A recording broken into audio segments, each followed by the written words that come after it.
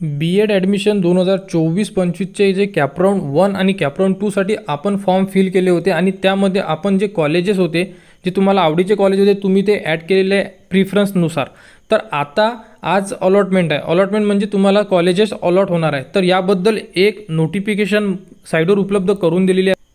एक नोटीस आहे ती उपलब्ध करून दिलेली आहे आणि ती नोटीस आहे की तुम्हाला जे कॉलेज अलॉट झालं तर त्यामधून तुम्ही जर कॉलेजला प्रवेश घ्यायचा आहे किंवा नाही घ्यायचा आहे त्याबद्दलचं ऑप्शन आहे, जसं की फ्रीज आणि बेटरमेंट. तर अलॉटमेंट झाल्यानंतर कृपया करून कोणत्याही विद्यार्थ्यांनी घाई करू नका.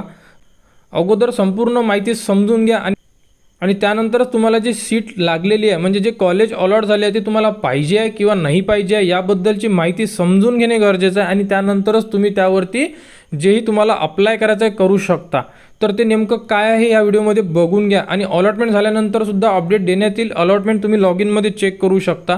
त्याबद्दलसुद्धा अपडेट तुम्हाला आपल्या यूट्यूब चॅनलवर उपलब्ध करून देण्यात येणार आहे आणि अलॉटमेंट लागल्यानंतरसुद्धा काय करायचं आणि काय नाही करायचं याच्याबद्दलसुद्धा अपडेट तुम्हाला आपल्या चॅनलवर उपलब्ध करून देण्यात येणार आहे. तर अशा प्रकारचे एक जे नोटीस आहे उपलब्ध करून दिलेली आहे. तुम्ही ही नोटीस पूर्ण रीड करून घ्या आणि यामध्ये जेही इम्पॉर्टंट दिलेलं आहे ते मी तुम्हाला सांगणार आहे. फक्त की यामध्ये एक पेज दिलेला आहे, तुम्ही बघू शकता.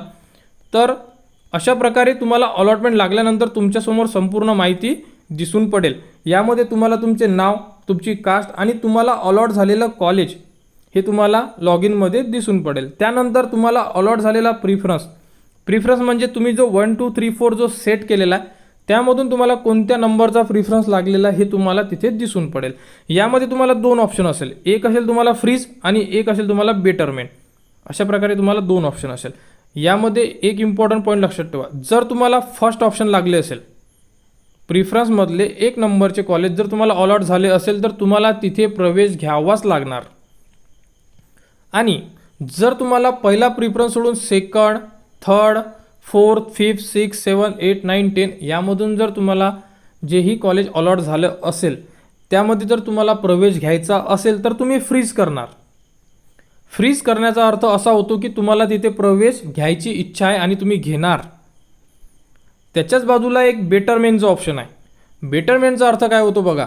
बेटरमेंटचं जर ऑप्शन तुम्ही चूज केलं, पण बेटरमेंट कोण चूज करू शकतो? ज्या विद्यार्थ्याला 1 नंबरचं कॉलेज लागलेलं नसेल. कारण 1 नंबरचं कॉलेज लागणे म्हणजे प्रवेश घेणे आणि 2 पासून तर खाली कोणतेही कॉलेज लागले तर तुम्ही बेटरमेंट करू शकता. तर बेटरमेंटमध्ये होते काय? तर बेटरमेंटमध्ये जर तुम्ही ऑप्शन चूज केलं तर जेही तुम्हाला कॉलेज लागलेलं आहे हे कॉलेज तुमच्याकडे रिझर्व राहते. त्यासाठी तुम्हाला 1000 रुपये चालान पेड करावं लागते. फ्रीज केलं तरी तुम्हाला 1000 रुपये चालान पेड करावंच लागते, कारण ॲडमिशन प्रोसेसचं हे चालान पेड करणं गरजेचं आहे. एका विद्यार्थ्याला प्रवेश घ्यायचा असेल तर एकदा हे चालान पेड करणंच आहे.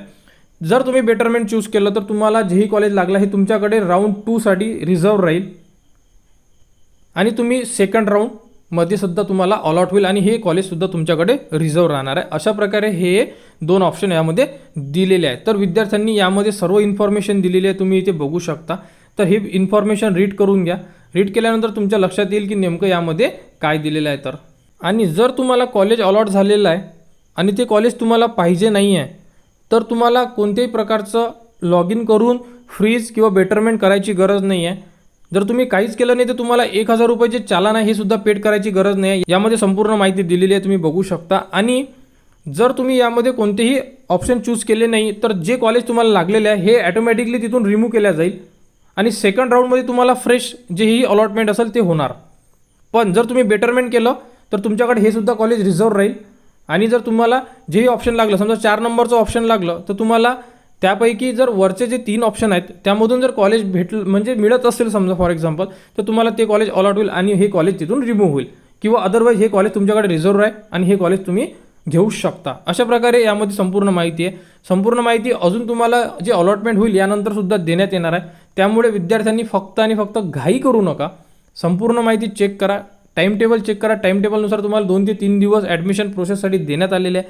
त्यामुळे घाई न करता विचारपूर्वक सर्व जेही तुम्हाला प्रोसेस करायची आहे तुम्ही करू शकता.